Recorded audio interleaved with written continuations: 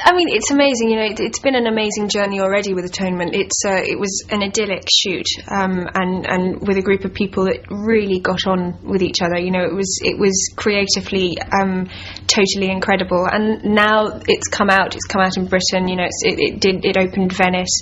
The response has just been wonderful, and you really can't ask for much more than that. I think it's always nice when people even mention the film in the same breath as Oscars. It means that something's gone right.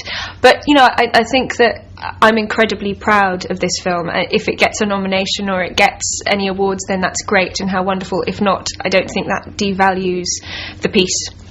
But fingers crossed. Well, Hollywood Reporter has called it an instant classic. Wow. How do you feel about that? An instant classic. That's quite lucky. I mean, that's lovely. It is. I think it's a film that has incredible emotional scope. I think it just shows what a wonderful director Joe Wright is. I think he's a really exciting talent. I love working with him.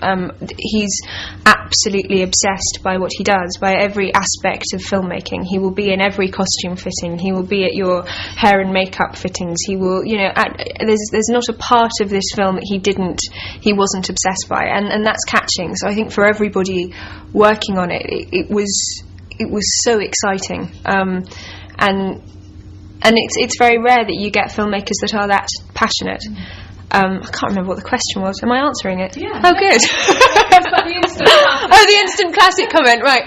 No, but I mean, and again, it's like I said, you really put you work as hard as you possibly can. Everybody's incredibly passionate about what they're doing, but you never know whether it's going to work or not. You can have the best script, the best director, and the best actors, and just for some reason it doesn't gel.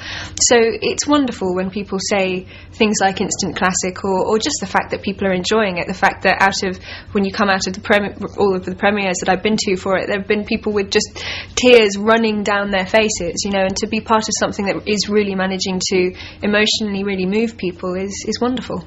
I don't know what makes him such a great actor, but he is a great actor. I mean, I think I was there for James's screen test. I was sort of on board before they'd found their Robbie Turner, and they brought some really wonderful actors in to test for Robbie, and then James came in, and he was so extraordinary.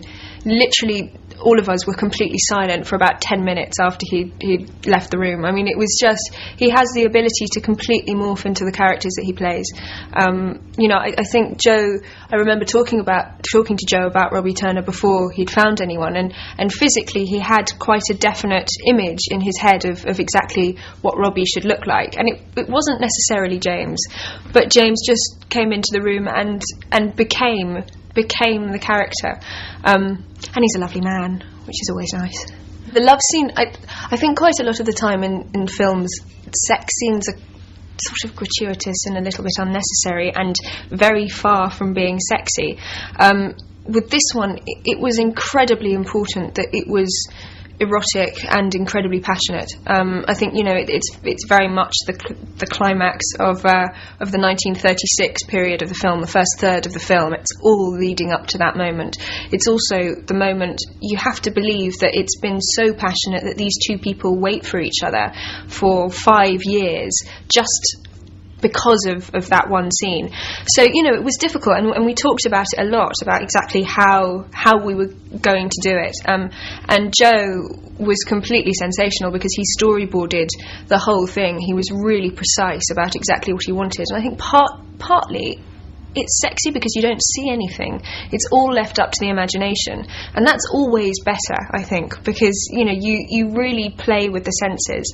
The whole bit where I bite my lip, my foot comes out of the shoe, that was all Joe. I mean, those scenes are always awkward to film. They're always strange, and I think what's really awful is when directors kind of go, oh well, you know what to do, just get on with it, and you think, oh no, this is horrific. Whereas Joe he knew exactly what he wanted, and so that was very helpful, and we turned it into a joke, so it was fine.